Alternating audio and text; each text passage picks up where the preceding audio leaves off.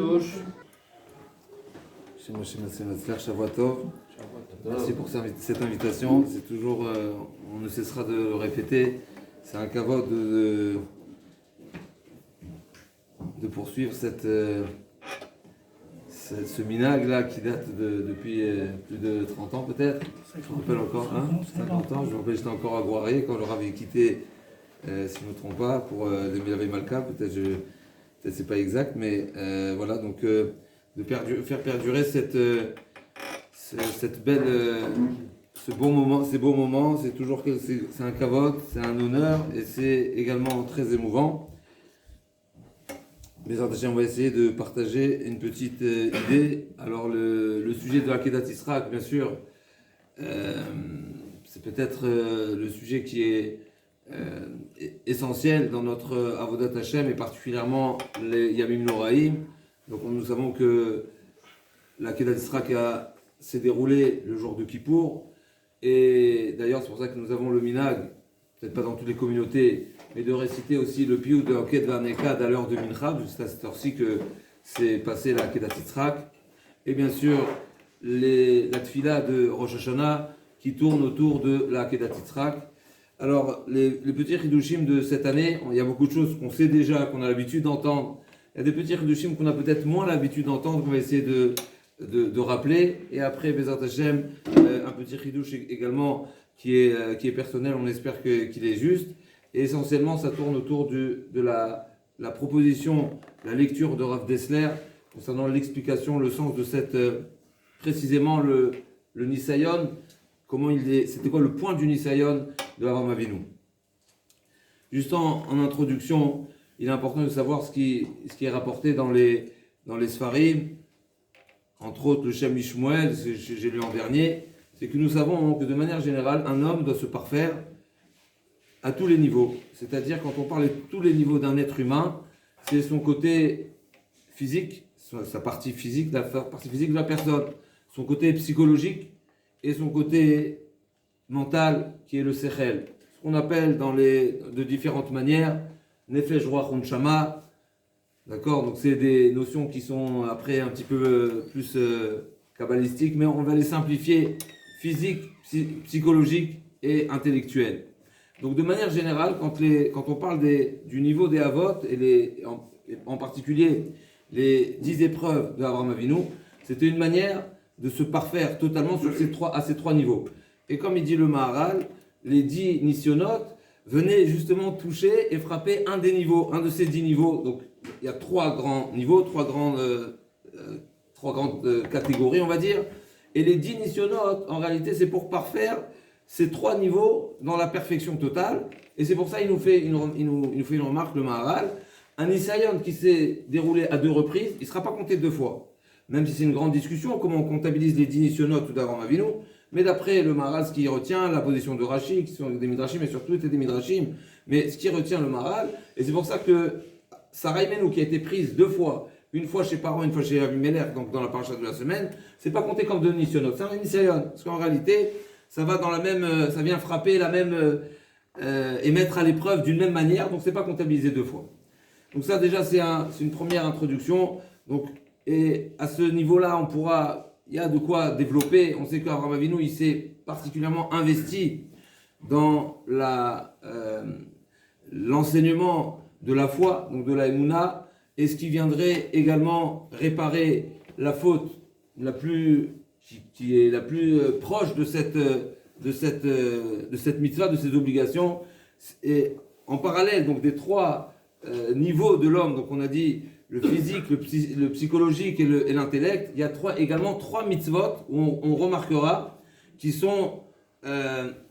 nous sont imposés à tel point qu'on doit se laisser mourir et ne pas les transgresser. C'est quoi les 3 fautes? Avodah zara, gilui arayot, shfichut damim. Donc ces 3 fautes on doit marquer, on doit montrer, on doit prouver notre attachement envers Akadosh Baruch Hu, de manière à montrer justement que de tout notre corps, on le sert. Avraham Avinu, il a réparé et il a travaillé essentiellement, ça ne veut pas dire qu'il n'a pas travaillé les autres points, mais essentiellement il a travaillé le point de Avodah Zara, justement en diffusant, en enseignant, en apprenant à l'humanité la foi qu'il faut avoir en Hachem. Et comme nous savons, Akadosh Baruch Hu, Avraham Avinu à tel point qu'Avraham Avinu a même donné un nom à Hachem, comme c'est marqué, il n'y avait pas un homme sur terre qui a donné une appellation à Hachem jusqu'à ce qu'Abraham Avinu vienne sur terre et a donné un nom à Hachem qui est Adon. Donc ça c'est le travail d'Abraham Avinu essentiellement, et il a été Metaken, la Vera de Avodah Zarah.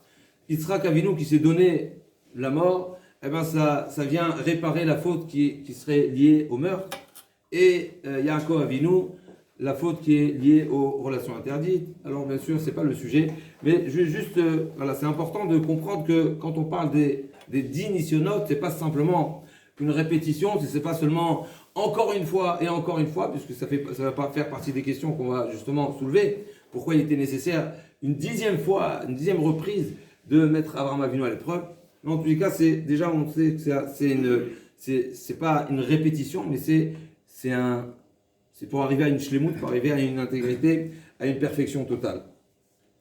Alors quand on parle à nouveau du Nisayon d'Abraham Avinu, je voulais rapporter de Hakdamot, une introduction déjà directe du Ran. Le Ran dans les Drashot nous dit, quand on voit l'épreuve d'Abraham Avinu, alors bien sûr, on parle en premier plan, bien sûr, on voit le grand niveau d'Abraham Avinu, mais ça peut être également un enseignement majeur pour nous, de croire en Srar Veonesh, de croire qu'Akadosh Baruch Hu a prévu un autre monde dans lequel on sera récompensé, et bien sûr pour ceux qui ne le méritent pas, ce sera différent. Pourquoi ? Parce que si n'existait pas un monde futur, en aucun cas Abraham Avinu aurait sacrifié son fils. Sacrifier son fils, c'est mettre un terme à tout ce qu'il a espéré, à tout son investissement. Et s'il n'y a pas de monde futur, eh ben naturellement, on ne sacrifie pas quelque chose si ce n'est pour autre chose. Donc il nous dit le Ran, un des enseignements essentiels qu'on peut prendre de la Kedah d'Israël, c'est pour nous, c'est croire en un monde futur, croire qu'il y a une récompense pour les bonnes actions, et croire bien sûr à l'opposé que si on n'écoute pas la voix d'Hachem, eh ben on perd quelque chose d'essentiel. Donc cette première introduction, c'est quoi le Nisayon d'Abraham Avinu? C'est bien sûr, Abraham Avinu l'a mérité, comme nous avons dit l'année dernière, il a mérité ce titre d'être Abraham Avinu, c'est le premier des patriarches, c'est par lui sur lequel va être fondé le peuple d'Israël. Mais il se dégage également une idée, et là on voit à nouveau, il y a une nouvelle approche du Nisayon d'Abraham Avinu. C'est pas seulement prouver l'amour qu'il a envers Hachem, et effectivement on va le voir dans le Moreh Nevuchim également, il va nous dire que c'est la première facette, la facette essentielle, être capable de renoncer à tout ce qui lui est de plus cher pour Akadosh Baruch Hu, mais également c'est croire, grâce à ça, indirectement, on a automatiquement une évidence pour nous qu'il y a un monde et un deuxième monde. Ça c'est le premier enseignement du Ran. Le Moreh Nevuchim rajoute à ça. Il nous dit qu'il y a également un deuxième enseignement qui se dégage à partir de la Kedat Yitzhak, c'est avoir la foi en la névoie. C'est-à-dire, ça fait partie également des 13 principes fondamentaux sur lesquels le judaïsme est fondé. Un des points essentiels, c'est de croire en la névoie. Alors, croire en la névoie, il nous dit le Rambam, alors nouveau c'est dans le Moreh Nevuchim, il nous dit du fait qu'Abraham Avinu a été capable d'aller jusqu'au bout et d'aller jusqu'à être capable d'égorger son fils, forcément c'est qu'il a la certitude qu'une révélation divine, elle est certaine, elle est exacte, il n'y a pas de quoi douter de quoi que ce soit, et la preuve en est, c'est qu'il était capable de sacrifier son fils. Donc à nouveau, ici la Kedat Yitzhak, c'est que ça dégage un enseignement qui est complètement différent. Bien sûr, l'enseignement essentiel, à nouveau, on ne pourra pas contourner cette évidence d'être capable de sacrifier son fils. Ça montre l'amour envers Akadosh Baruch Hu. Ça, c'est une évidence. Mais ce qui se dégage de là, c'est qu'en réalité, on apprend ici la notion de la prophétie. Et on peut rajouter, le Moreh Nevuchim, si je me trompe, on ne le dit pas explicitement, il faudrait le réviser à nouveau. Mais en tous les cas, on pourrait rajouter que c'est à deux niveaux. C'est-à-dire, aussi bien au niveau d'Abraham Avinu, aussi bien au niveau d'Yitzhak Avinu. C'est-à-dire, Abraham Avinu, il a entendu le message, et ça, c'est déjà une introduction pour le sujet essentiel. Est-ce que l'épreuve est pour Abraham Avinu ou pour Yitzhak? En tous les cas, ce qui est certain, c'est que dégage de cette action d'Abraham Avinu, cette certitude qu'il a bien compris le message d'Hachem, et comme le Midrash nous dit que pendant ces 3 jours où Abraham Avinu était en route vers Aramoria, le Satan venait avec toutes sortes d'arguments, avec toutes sortes de questions, avec toutes sortes d'essayer de n'importe quelle manière de le perturber et de remettre en question la certitude d'avoir bien compris le message d'Akadosh Baruch Hu. Il nous dit le Rambam, c'est exactement cette deuxième chose, ce deuxième point qui est essentiel dans la Kedat Yitzhak. Et j'étais en train de dire justement, ça c'est évident pour Abraham Avinu qui a entendu le message, mais il y a encore un deuxième niveau, c'est le niveau de Yitzhak Avinu. Yitzhak Avinu qui n'a pas entendu le message, et d'ailleurs, comme c'est marqué dans la Torah, Hachem Nisset Avraham, donc l'épreuve était pour Abraham, pas pour Yitzhak, je ne s'est pas révélé à Yitzhak, et d'ailleurs, a priori, Yitzhak Avinu n'a compris seulement une fois qu'ils étaient dans le dernier tronçon, n'est-ce pas, où il s'est retrouvé seul avec son père et qu'il avait que les bois et il n'avait pas de quoi offrir, c'est à ce moment-là qu'il a demandé à son père et donc il a fini par comprendre que ça allait être lui le corban, le sacrifice. Donc naturellement, c'est ce qu'il a payé le message d'Hachem. Et donc, là c'est à un autre endroit que si je ne me trompe pas, le Beth Halevi dit qu'en réalité, ici on apprend cette deuxième facette, c'est non seulement croire en la prophétie, et ça c'est pour celui qui a entendu la prophétie, mais également croire en ce que le prophète nous dit en tant que prophétie. C'est-à-dire ça fait partie d'un devoir, du devoir de tout peuple, de chacun du clan d'Israël. Si un prophète vient et prétend qu'il a une prophétie à nous dire, ben on se doit d'accepter et d'écouter, bien sûr, et d'accomplir à la lettre ce qui a été dit. Donc c'est une nouvelle facette de comment étudier, comment lire cette épreuve de Abraham Avinu, donc qui ne concerne pas seulement Abraham Avinu, mais c'est un enseignement pour nous tous. Encore une petite introduction. À nouveau dans le Ran, dans le Drashot, c'est dans un autre endroit dans le Drashot, il nous fait remarquer ce terme-là qui a été employé dans cette 10e épreuve. On va revenir Bezrat Hashem parce que chacun des mots de cette épreuve, il est à soulever. Un des mots clés qui est très intéressant dans cette épreuve, c'est marqué Karna et bincha et tzirchidecha. Karna, c'est-à-dire je t'en supplie, je t'en prie, s'il te plaît, si tu le veux bien, prends ton fils et va l'égorger. Il nous dit le Ran. C'est quoi le sens de cette demande? Alors il y a un premier midrash qui dit qu'effectivement, cette 10e épreuve était l'épreuve qui allait justement donner le titre à Abraham Avinu, cette 10e épreuve. Et si il ne surmontait pas cette épreuve, eh bien toutes les 9 autres épreuves n'auraient pas été considérées. Et donc quand Akadosh Baruch Hu a demandé Karnel Bincha, c'était pas une manière de le supplier, de vouloir accomplir au sens premier, mais c'est une manière de lui dire, si tu veux que tout ce que tu as réalisé jusqu'à présent soit comptabilisé, eh bien réalise la 10e. Et bien sûr, quand on parle du Nisayon, ça c'est une autre introduction qu'on va pas faire aujourd'hui, mais c'est quelque chose qu'il faut retenir. Quand on parle du Nisayon, et c'est la position du Rambam et d'autres Rishonim, c'est une manière de répondre, c'est un étendard, n'est-ce pas? C'est comme un S, c'est comme le Ma, n'est-ce pas? C'est une manière Akadosh Baruch Hu a besoin de répondre, Kaviachol, aux accusations, au Satan, au Mot Haolam. Pourquoi Abraham Avinu a été gratifié? Pourquoi Abraham Avinu a été choisi? Pourquoi la descendance d'Abraham Avinu mérite tout ce qu'elle mérite? Eh ben, il y a un diplôme. Il y a un diplôme, c'est les nisyonotes. Donc quand Abraham Avinu, on se retrouve ici, Abraham Avinu est la première explication, comme on disait, la première explication, donc Karna, c'est une manière de dire, si tu veux ton diplôme, eh ben, il faut réussir à cette 10e épreuve. L'Oran, il dit complètement autre chose. L'Oran nous dit, Kadosh Baruch Hu dit à Abraham Avinu, je t'en supplie. Pourquoi il dit je t'en supplie? Parce qu'en réalité, selon la logique, selon ce qui a été promis à Abraham Avinu est en mesure de refuser. Donc Akadosh Baruch Hu dit à Abraham Avinu, tu sais quoi, tu as le choix de refuser. Mais je te demande quand même de le faire. Fais-le pour moi.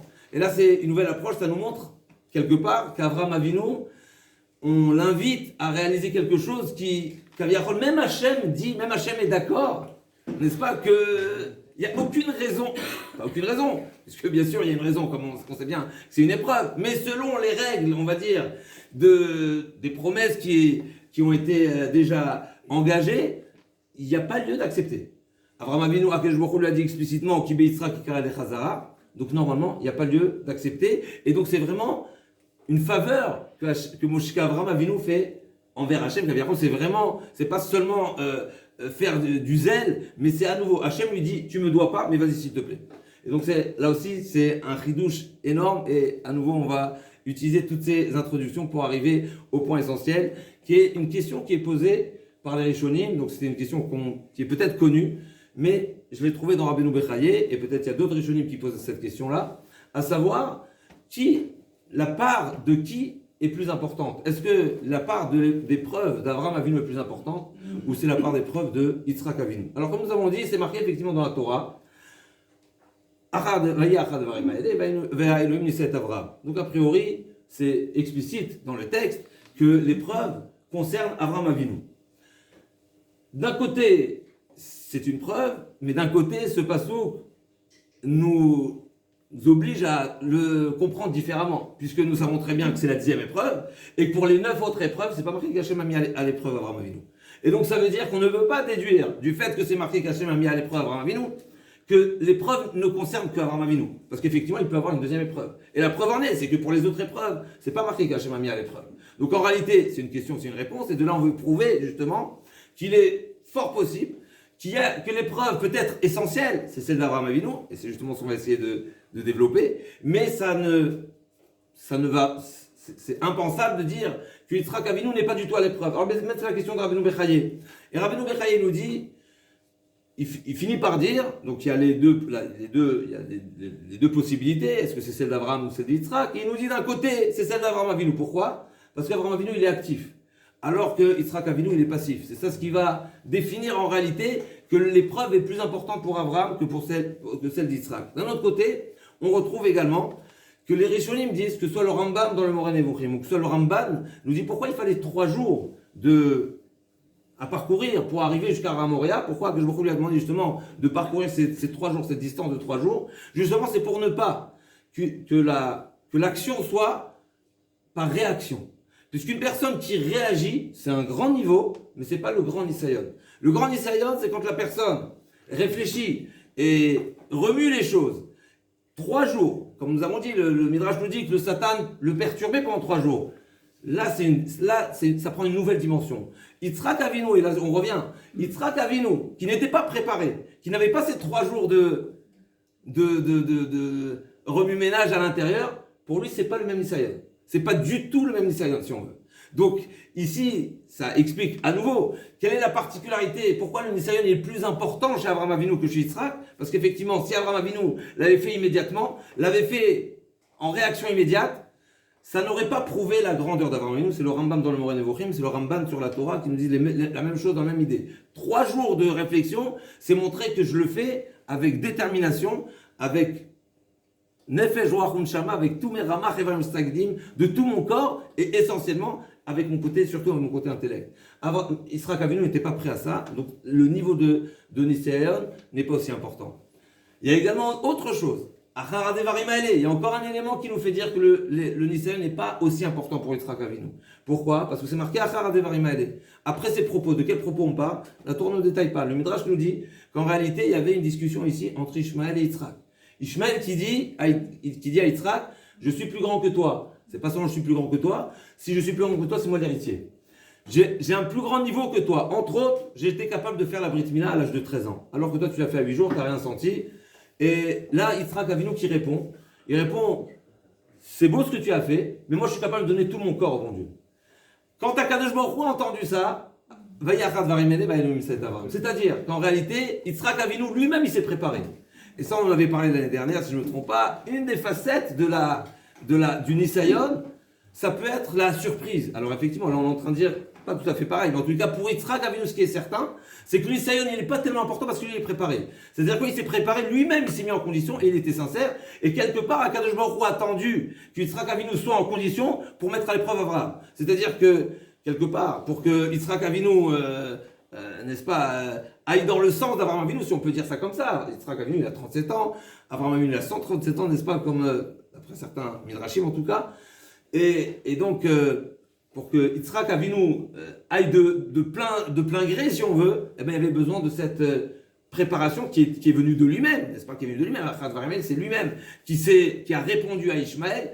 Et à nouveau, on voit d'ici que c'est à travers donc justement ce Nisayon, aussi bien vis-à-vis d'Abraham, qu'Abraham Avinu a mérité justement son diplôme d'Abraham Avinu, autant Yitzhak, pour répondre on va dire à l'échange de Ishmaël, qui va mériter être héritier, eh ben il fallait passer par là. Et c'est pour ça que Akadosh Baruch Hu a dit, eh ben tu t'es présenté, eh ben allons-y. Le Beth Halevi fait cette remarque. Il fait également cette remarque, il ne ramène pas Rabbeinu Bechaye. Mais il nous dit à nouveau, d'un côté on a Abraham Avinu, d'un côté on a Yitzhak Avinu, et nous ce qu'on retient c'est qu'Abraham Avinu a été mis à l'épreuve, comme nous avons dit, Elohim Yisraël Abraham. On voit que la Mishnah nous dit c'est comptabilisé comme étant l'épreuve d'Abraham Avinu, mais d'un autre côté, et là on rentre déjà dans la complication, là d'un autre côté, dans toutes les tfilotes, on parle de la Kedat Yitzhak, il ou Abraham. Il ou Abraham Avinu. A priori, si on vient mettre, si on veut, si c'est Abraham, si c'est l'acte d'Abraham Avinu, si c'est l'épreuve d'Abraham Avinu qui est le grand mérite, mais pourquoi on n'implore pas que je me rends, souviens-toi de la Kedat qu'a fait Abraham. Non, on parle de la Kedat Yitzhak. Et c'est pas une. Alors on pourrait dire, non, la Kedat Yitzhak, parce que c'est Yitzhak qui a été ligoté. Oui, mais c'est pas ce qu'on dit. On demande, que ce soit dans la tfila de Rosh Hashanah, Akedat Yitzhak, Ayom les Arotiskor, que ce soit dans les Tachanonim de lundi et jeudi, à chaque fois on mentionne Akedat Yachid, on parle de la Akedat de Yitzhak, et c'est la question du Beth Halevi. Le Beth Halevi nous dit, vous savez quoi? En réalité, quand on fait la tfila et quand on demande Zechut Avot, c'est une notion bien connue, mais c'est également une ouverture pour les propos de Rav Dessler qui vont également aller dans ce sens. En réalité, quand on prie et qu'on demande Zechut Avot, c'est parce qu'en nous, on a quelque chose qui, on est censé déclarer et montrer, prouver à Kadosh Baruch Hu qu'on est les enfants des Avot. C'est-à-dire qu'on a un comportement qui rejoint celui des Avot. Il nous dit le Beth Halevi, d'être capable d'être tué, d'être sacrifié, on est tous capables. On est tous capables, en tous les cas, oui, on est tous capables. On est les enfants, on est tous capables. D'être au niveau d'Abraham Avinu, non. De demander à Kadosh Baruch Hu, d'implorer à Kadosh Baruch Hu par le mérite d'Abraham Avinu, on est hors compétition. On n'est pas au niveau. D'ailleurs, le Rambam le dit également explicitement, c'est incroyable. C'est-à-dire quand on parle de la Ahava, de l'amour d'Abraham Avinu, qu'il a déclaré, qu'il a prouvé à travers ses 10 épreuves, on n'est pas là-bas. Par contre, oui, où on est effectivement, on a ces capacités d'être Moser Nefesh, et comme on voit, et le Beth Halevi nous dit, on pourra le constater, il y a des gens simples, qui nous paraissent simples, il n'y a personne qui est simple dans le cas d'Israël, mais des personnes qui ne surmontent pas certaines épreuves, et ils ont du mal à vivre les 613 mitzvot, mais quand il s'agit de renoncer, chas v'shalom, ou de se prosterner, ou autre, que ce soit dans toutes les générations, eh bien on est capable de mourir, et comme même dernièrement on entendait des histoires, encore des témoignages, pour des personnes qui ne savent pas c'était quoi le judaïsme. Ils ne savaient pas c'était quoi Kippour, ils ne savaient pas c'est quoi Shema Israël, eh bien ils l'ont découvert dans les tunnels, ils les ont découverts chez les Goïms, et ils ont été capables à renoncer à nouveau, ils étaient prêts à mourir, mais ne pas rejoindre d'autres croyances. Incroyable, pour des personnes qui ne savent pas c'est quoi Kippour, ils n'ont jamais vu Kippour, c'est incroyable, ça nous dépasse. C'est le mérite de Abraham, Yitzhak et Yaakov. On a tous en nous Abraham, Yitzhak. Nous dit le Beth Halevi, si on parle de l'Akedat Yitzhak, c'est parce que le niveau de l'Akedat Yitzhak, le niveau de l'épreuve de Yitzhak n'est pas celle d'Abraham Avinu. Donc effectivement, on ne va pas implorer à Kadosh Baruch Hu par le mérite d'Abraham, on va implorer à Kadosh Baruch Hu par le mérite d'Yitzhak, parce qu'on est capable, parce qu'on a ça en nous. Et bien sûr, comme il dit le Chafetz Chaim, et comme il dit le Beth Halevi, justement dans ce passage-là, ce qu'Akadosh Baruch Hu attend de nous, c'est de vivre avec lui et pas de mourir avec lui. De vivre avec Dieu, c'est plus difficile. C'est dans les mots du Beth Halevi. Le Beth Halevi nous dit, de vivre son judaïsme, c'est très difficile. De le vivre pleinement comme Abraham Avinu, c'est pas de notre niveau. D'être capable d'en mourir, ça c'est plus facile, et ça on en est capable, c'est pour ça qu'on implore à Kadosh Baruch Hu par le mérite d'Yitzhak Avinu.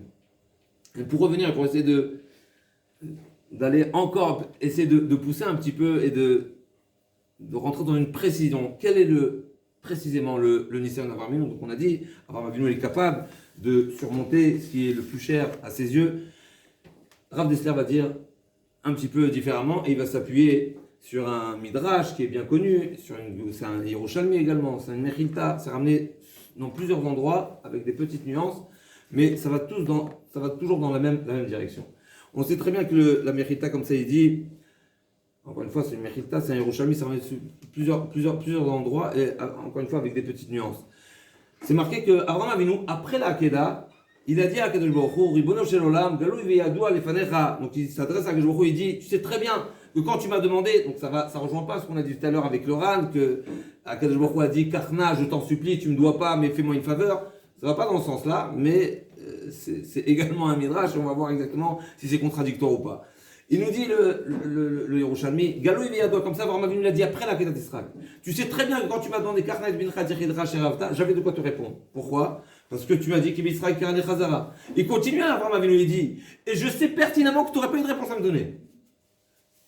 eh bien toi aussi, quand les Béné Yitzhak vont fauter et n'auront pas de défendeur, sois leur défendeur. Sois toi-même leur défendeur. Et donc, il nous dit le Rav Dessler, c'est ça le Nisayon, et c'est sur ça que tout le mérite de la Kedat Yitzhak s'appuie.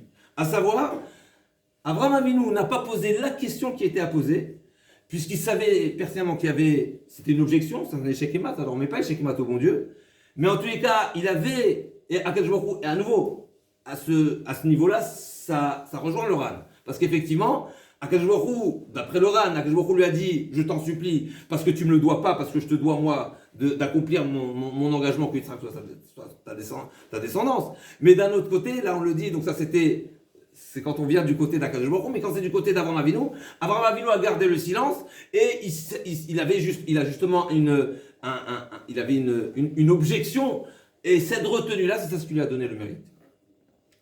Il nous dit, Rav Dessler, c'est exactement ça le Yesod, et c'est ça le grand secret de la Kedat Yitzhak qui va nous permettre, et ce qu'on va demander le jour de Rosh Hashanah, d'être bien jugé, ou d'être jugé directement par Akadosh Baruch Hu plutôt, par le mérite de la Kedat Yitzhak. Pourquoi ? Parce que c'est donnant-donnant. De même que Avraham Avinu n'a pas posé les questions, et bien effectivement nous aussi, quelque part, on demande à Akadosh Baruch Hu qu'il n'y ait pas d'intervention, on va dire, ou de malachim, puisque c'est de ça qu'on parle, accusateurs qui seront à notre charge. Pourquoi ? Parce qu'on va être jugé directement par Akadosh Baruch Hu. Mais il dit plus que ça, le Rav Dessler.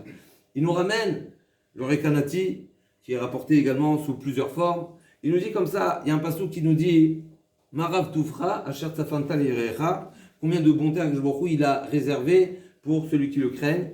Et à ce sujet-là, le Chida d'ailleurs ramène le Rekanati sur le Teilim, et il nous dit qu'en réalité, toute personne qui s'adresse à Akadosh Baruch Hu répond directement. Il délivre. On demande n'importe quoi à Akadosh Baruch Hu, immédiatement Akadosh Baruch Hu donne. Seulement, il y a un passage. C'est-à-dire qu'Akadosh Baruch Hu a décidé qu'une fois que la chose elle a été délivrée, elle a été débloquée, le budget est débloqué, ensuite ça passe par la justice. Et c'est ce qui s'appelle le tzafon. Le tzafon, c'est à l'endroit où est placé le Bedin. Et d'ailleurs, pour la parenthèse, le Bedin siégé au Beth Amikdash, à l'Ishkat Agazit, qui se trouvait côté droit, donc c'est côté nord également. Et donc, avant que la personne mérite de recevoir et que la bonté d'Akadosh Baruch Hu atteigne le bénéficiaire, eh bien, il y a les juges. Il y a les juges qui traitent les dossiers. Est-ce que la personne est méritante ou pas ? Si oui, combien ? Et donc, c'est ce qu'on appelle le tzafon. Et c'est ça ce passage qui dit Marav Tufra Shatzafat Lirecha, parce qu'en réalité, dans ce pôle nord-là, il y a beaucoup de bonté qui se trouve. Seulement, ils sont stockés, ils sont à l'arrêt, puisque en réalité, Akadosh Baruch Hu, il donne toujours, chaque fois qu'on l'implore, il donne, mais c'est souvent retenu à cet endroit-là, parce qu'on n'est pas méritant. Qui est-ce qui va le recevoir, ce mérite-là ? Eh bien, c'est les Yéréim, ceux qui craignent Akadosh Baruch Hu. Eh bien, ils vont bénéficier de toutes ces demandes-là qui ont été stoppées à cet endroit parce que le demandeur ne le méritait pas. Et c'est ceux qui craignent Akadosh Baruch Hu qui vont en bénéficier, même s'ils ne le demandent pas. C'est ce qu'il en sort. Donc, Akadosh Baruch Hu, il est tellement bon, Akadosh Baruch Hu, il est tellement tov, qu'immédiatement, ça c'est un chidouche déjà en soi, où dès le moment où on l'implore, Akadosh Baruch Hu, il répond, il dit présent. Il donne, mais ça passe par des canaux, et là-bas, il peut avoir des stops, il peut avoir des arrêts, il peut avoir c'est pas des mandats d'arrêt, mais c'est, n'est-ce pas, où le top d'Akadosh Baruch Hu est stocké. Avraham Avinu, quand en ne posant pas les questions, et il nous dit le Rav Dessler, c'est le chidouche du Rav Dessler, le tzafon en réalité, c'est les questions. Qu'est-ce qui fait qu'il y ait un stop, qu'il y ait une analyse? C'est les questions. Pourquoi c'est les questions? Parce qu'en réalité, quand on parle du tzafon, à nouveau, c'est le jugement. Par définition, un dayan, c'est comme ça c'est marqué dans la Torah, un dayan avant de traiter n'importe quel sujet, n'importe quel dossier, alors c'est marqué dans la Torah, Veshalta, Vechakarta, Veshalta, Etev, Vine, Emet, Nachon, Adavar, Nesta, Toeve, etc. Donc le devoir d'un bedin, c'est de poser les questions. Quand on parle de la midat ad-din, proprement dit, donc c'est le jugement, automatiquement il faut poser des questions. C'est-à-dire il faut avoir des informations, il faut recueillir des données pour pouvoir juger. C'est exactement ce qui se passe là-haut. Donc nous on implore Akadosh Baruch Hu, il donne. Après, le Bedin va poser des questions. Qui t'a demandé? Comment il a demandé? Pour quel intérêt? Est-ce qu'il est méritant? Combien on va lui délivrer, etc. Ça, c'est les questions que le Bedin pose. Ça, c'est quand on est dans le dans le domaine de la question. Donc, quand une personne qui pose des questions, eh bien, effectivement, eh ben, lui aussi sera jugé dans ce mode-là qui est des questions. Donc, c'est quoi les questions? C'est qui dit jugement dit question. Abraham Avinu qui n'a pas posé la question qui était à poser, mais qui s'est retenu de poser, eh ben, il va mériter un comportement qui ne passe pas par cette voie-là. Ça passe pas par la voie de la question, ça passe pas par la voie de la justice. Quand on dit la Seret Yemetchouva, Hamelech Hamishpat, si je ne me trompe pas, c'est le Zohar HaKadosh qui nous dit, c'est quoi la différence entre Hamelech Hamishpat et Melech Ohev Tzedakah Mishpat? Melech Ohev Tzedakah Mishpat, c'est qu'HaKadosh Baruch Hu, Melech Ohev, il apprécie, il aime, c'est la Tzedakah et le Mishpat. Hamelech Hamishpat, on a seulement écourté, on a contracté la bracha en retirant Ohev Tzedakah. C'est quoi la différence entre Hamelech Hamishpat et Melech Ohev Tzedakah Mishpat? D'ailleurs, halachiquement parlant, même si le Shulchan Aruch est posé que celui qui a dit Melech Ohev Tzedakah Mishpat à la place d'Hamelech Hamishpat, non, on doit refaire. Nous, on est posé qu'on ne refait pas parce que Hamelech Hamishpat et Melech Ohev Tzedakah Mishpat, c'est pas tellement différent. Mais au fond, c'est complètement opposé. C'est quoi Melech Hamishpat? C'est que pendant ces Aseret Yemetchouva, Kadosh Baruch Hu il dit, même si habituellement je donne beaucoup de valeur au Mishpat, je vous aime à vous plus que le Mishpat. C'est pour ça qu'on ne dit pas Melech Ohev Tzedakah Mishpat. Parce que si on veut, en disant que Kadosh Baruch Hu apprécie le Mishpat, mais en réalité c'est comme si on dit que c'est la chose qu'il apprécie peut-être le plus. En disant Melech HaMishpat, eh ben on sous-entend qu'il y a quelque chose qu'il peut apprécier encore plus. C'est quoi? C'est le peuple d'Israël. Et en réalité, c'est justement, on peut contourner, quand un Kadosh Baruch Hu, il nous juge directement, eh ben on contourne la voie de la justice classique, et c'est Kadosh Baruch Hu lui-même qui nous défend. Par quel mérite? Par le mérite d'Avraham Avinu qui n'a pas posé les questions. Ça, c'est le pshat de Rav Dessler.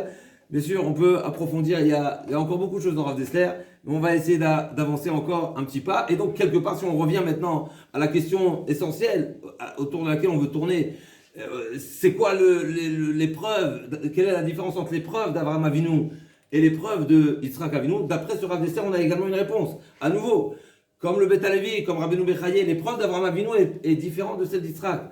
Avraham Avinu, c'est à lui qu'on a fait c'est lui qui a entendu cette promesse-là, B'Yitzhak Karen Chazara. C'est lui qui a cette question à poser, qui ne pose pas. Chez Yitzhak Avinu, effectivement, à nouveau, il s'est soumis, il était pochette Savaro, il s'est donné, il a demandé d'être ligoté. C'est magnifique tout ça. Mais en tous les cas, par rapport à ce point de Nicéon, ce point d'épreuve qui était ne pas poser la question, ça c'était une question qui était réservée particulièrement à Avraham Avinu, pas tout à fait chez Yitzhak Avinu, mais on va continuer. Mais encore un petit point avec votre permission. Il est rapporté comme ça, j'ai vu dans le Sefer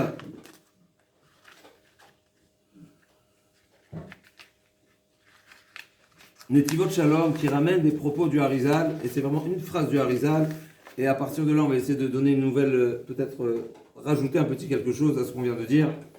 Le Harizal nous dit, on sait très bien, ça fait partie des questions qui sont à soulever dans la paracha de Akedat Yitzhak, où c'est marqué à plusieurs reprises, Vayelcho Shenem Yachdav, à 3 reprises, c'est marqué Vayelcho Shenem Yachdav.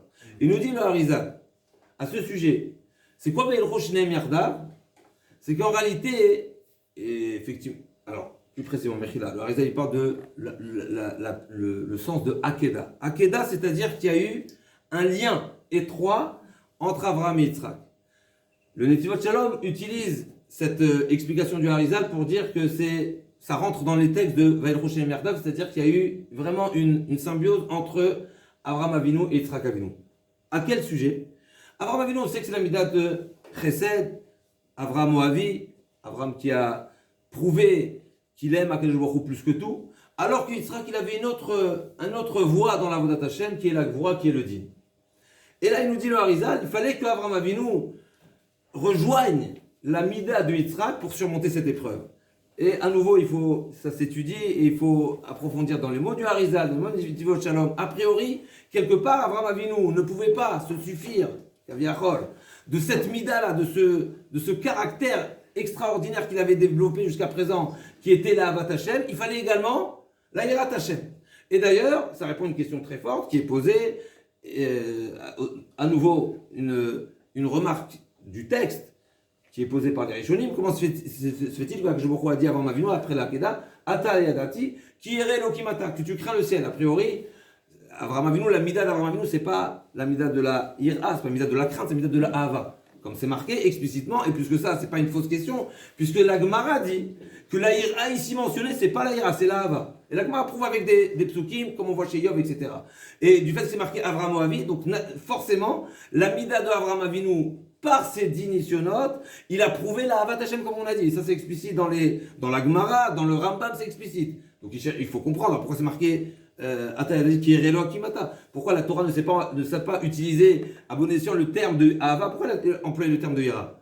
D'après ce qu'on est en train de dire, effectivement, c'est sûr que la mida essentielle, le caractère essentiel d'Avraham Avinu, c'est la Havat Hashem, et il a été capable de montrer à Kadosh Baruch Hu justement son amour plus que tout, mais il fallait associer la ira de Yitzhak Avinu, et c'est là justement qu'on va essayer de dire dans nos mots peut-être une des explications, peut-être c'est le sens ou un des sens de ce que l'Arizal veut nous dire. À nouveau, quand on parle de Hava, montrer que on est capable de renoncer à tout pour Akadosh Baruch Hu, c'est le sens simple de Hava, et comme nous dit à nouveau, comme c'est marqué dans les textes, et ça c'est le sens simple. Ici, il fallait une ira. Pourquoi il fallait faire appel à ira? Et d'après ce qu'on a vient de dire au Rav Dessler, on peut dire comme ça. En réalité, une personne qui est animée d'une ahava, d'un amour fou, alors on connaît, c'est marqué dans le texte, ahava mekalkelet ashura, d'être capable de ne pas poser la question, parce qu'on a la ahava en nous, c'est beau, c'est un très grand niveau, mais c'est compréhensible, ça va dans le sens.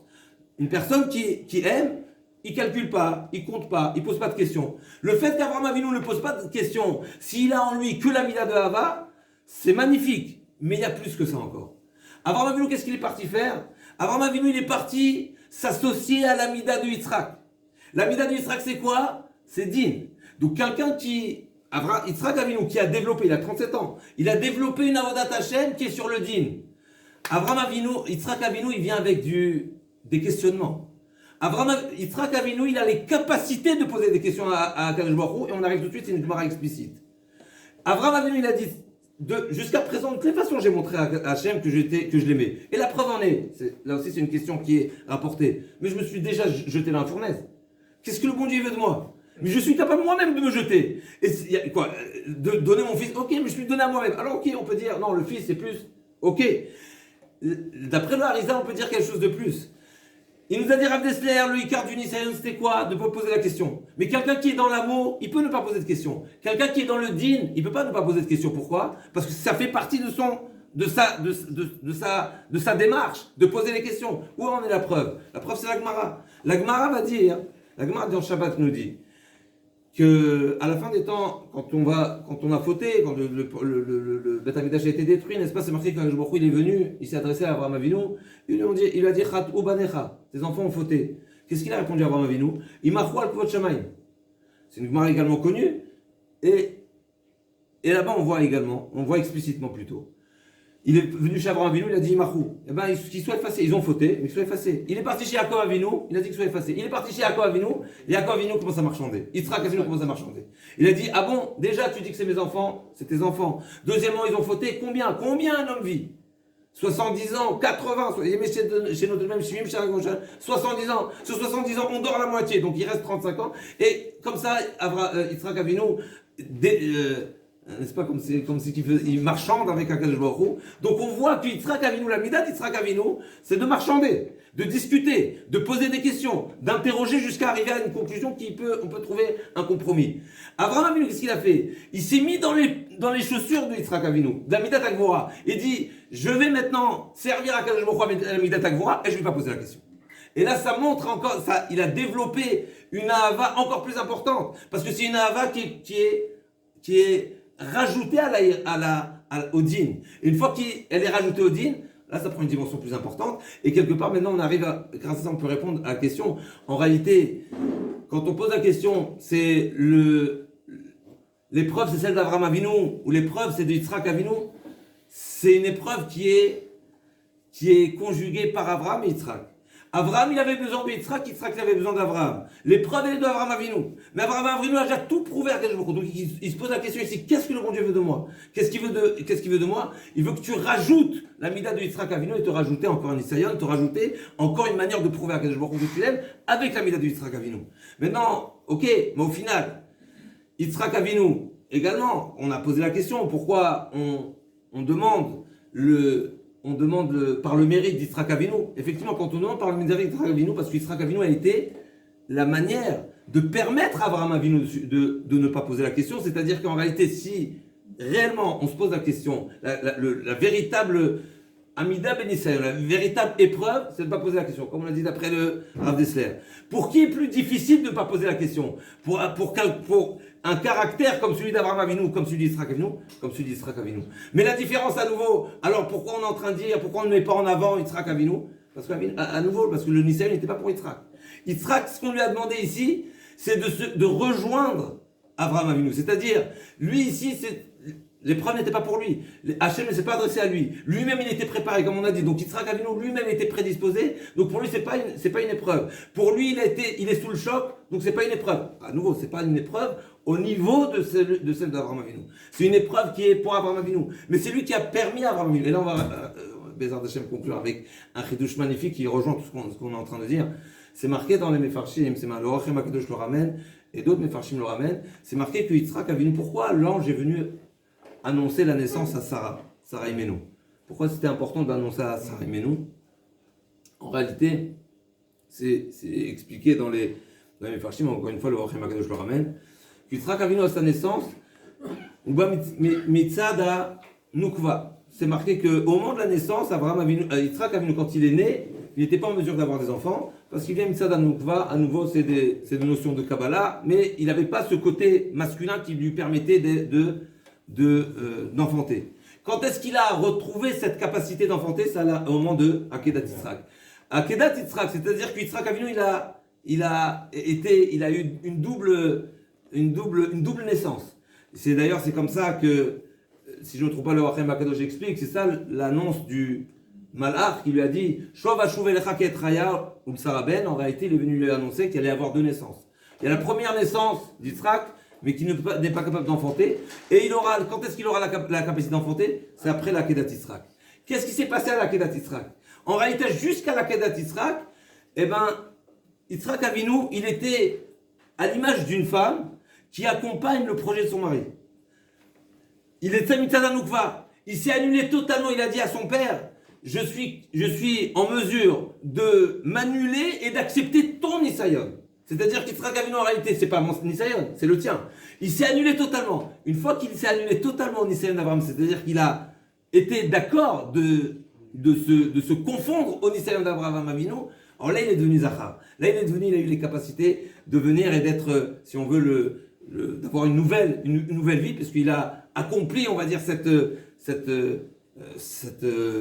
chance de pouvoir se joindre avec Abraham Avinu. Et je vais conclure avec un midrash magnifique qui nous dit, on a déjà rapporté également, c'est marqué dans le Teilim, Avou Lashem Bene Elim, Avou Lashem Kavod Varod.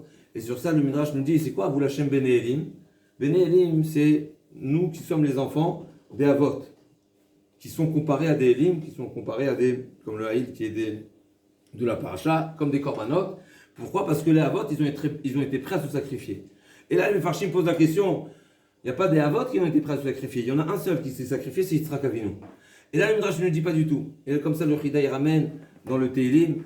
En réalité, quand il y a eu un échange entre Abraham et Yitzhak, Abraham, il a dit à son fils, Akadosh Baruch Hu m'a demandé de t'égorger, de t'offrir en tant que korban. Mais en réalité, moi, j'ai envie de le faire moi-même. Et là, il y a eu cette discussion. Qui est-ce qui allait être sacrifié? Est-ce que c'est Abraham ou c'est Yitzhak? Et Yitzhak Avinu a fini par convaincre quelque part Abraham Avinu en lui disant, si le bon Dieu t'a demandé de faire la shrita, forcément c'est que l'action doit être faite. Donc c'est plus logique que ce soit toi qui me la fasses plutôt que ce soit moi qui te la fasse. Donc moi, en tant que fils, je ne peux pas te la faire. Donc c'est plus logique que ce soit toi qui me la fasse.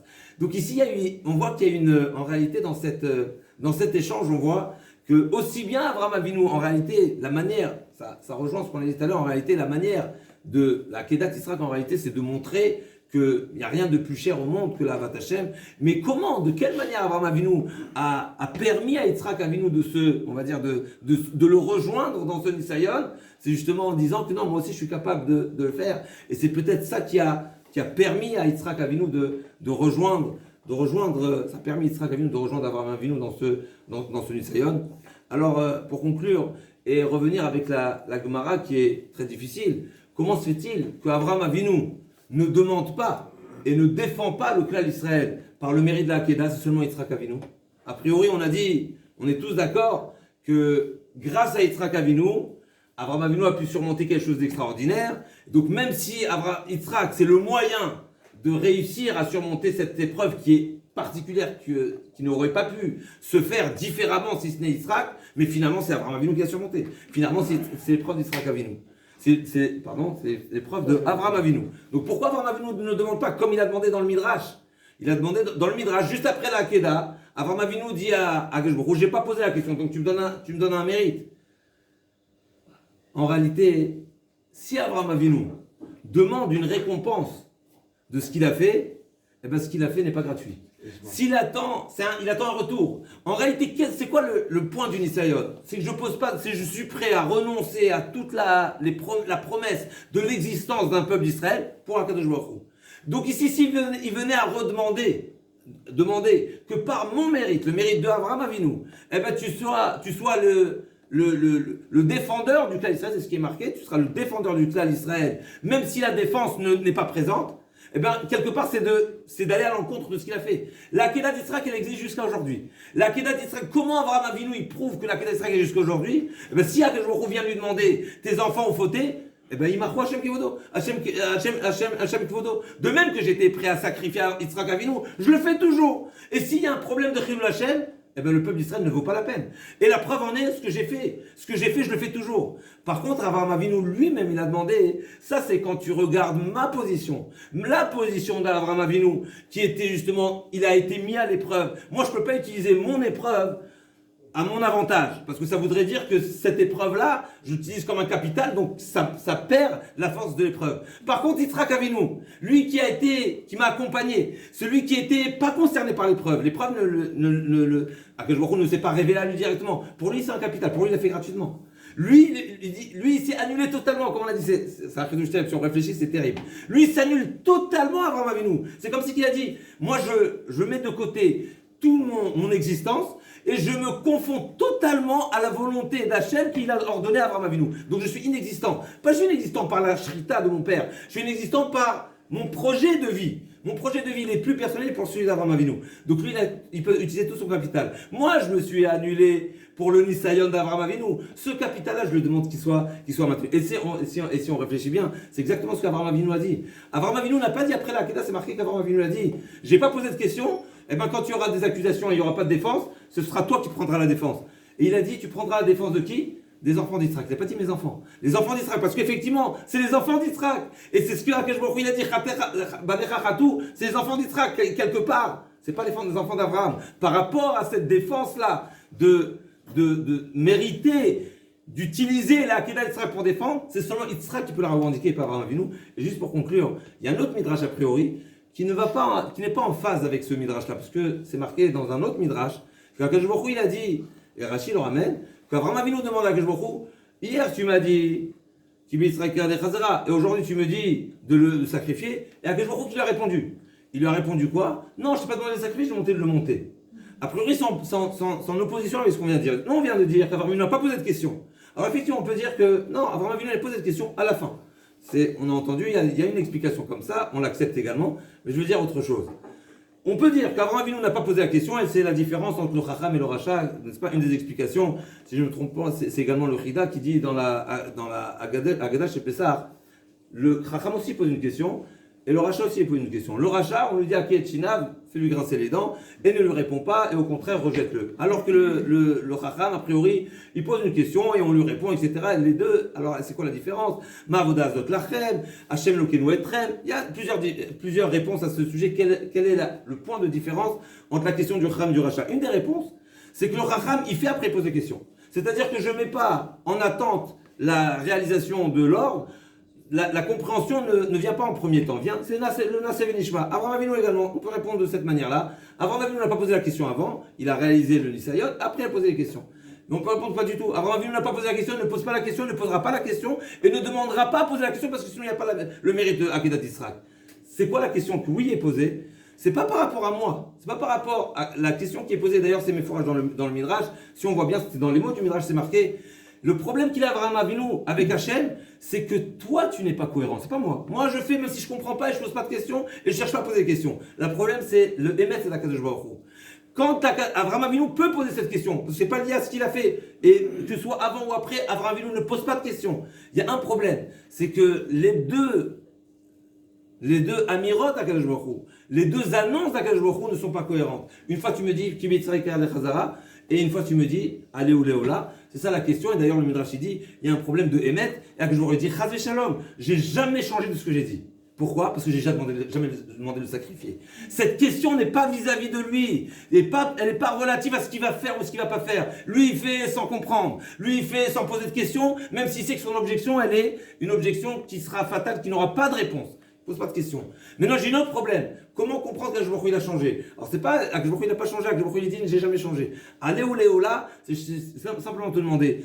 Je te demandé de le mettre sur le Misbéar pour que je l'observe. Et bien maintenant, c'est quelque chose d'extraordinaire de réaliser que le mérite de la Kedat Yitzhak, c'est pas seulement une histoire, c'est pas seulement un mérite, c'est pas un passé, c'est pas seulement quelque chose qui est, bien sûr, c'est un passé, essentiellement, c'est un passé pour Abraham Avinu, mais ce mérite-là, juste comme nous avons dit, le mérite d'Abraham Avinu, il est vivant jusqu'à aujourd'hui, et on a en nous, c'est ce qu'il nous dit Rav Dessler, on a en nous cette capacité de vivre avec des questions, de vivre avec des incompréhensions, et de capable de pas poser les questions. Tout si on a cette capacité-là de ne pas poser la question, il faut savoir qu'on la doit à Abraham Avinu. Et si on veut réaliser, qu'est-ce que ça peut nous procurer? Ça peut nous procurer qu'il n'y a pas de jugement. C'est-à-dire qu'on est en lien direct avec Akadosh Baruch Hu. Et bien, alors, on le répète souvent, et peut-être on a déjà parlé l'année dernière, de croire qu'on a des questions à poser. Abraham Avinu avait une vraie question. Abraham Avinu avait une vraie question, et sa question, elle n'avait pas de réponse comme c'est marqué dans le Midrash. Nous, on croit avoir des questions. Et en réalité, c'est une erreur fondamentale, comme on sait, comme le Chovot Halevavot nous détaille, quand on a des fois cette question qui surgit, Tzadik Veralo, Racha Vetovlo, il nous dit le Chovot Halevavot, t'es pas en mesure de poser la question. Donc déjà, quand on a des questions, il faut se poser la question, est-ce que la question elle a lieu d'être? Mais même quand on est convaincu que notre question est des questions, eh ben on a la mida d'Abraham Avinu qui est dans notre ADN, on a ces capacités de ne pas poser la question, et si on est capable de ne pas poser la question, on méritera Bezrat Hashem d'être jugé directement par Akadosh Baruch Hu, et même si on n'a pas de défendeur, Akadosh Baruch Hu va nous défendre par le mérite d'Abraham Avinu qui n'a pas posé la question. Shavua Tov, Mazal Tov. Donc il n'y a pas de question. Il n'y a pas de question. Ça c'était On a une question là-bas. On a une question.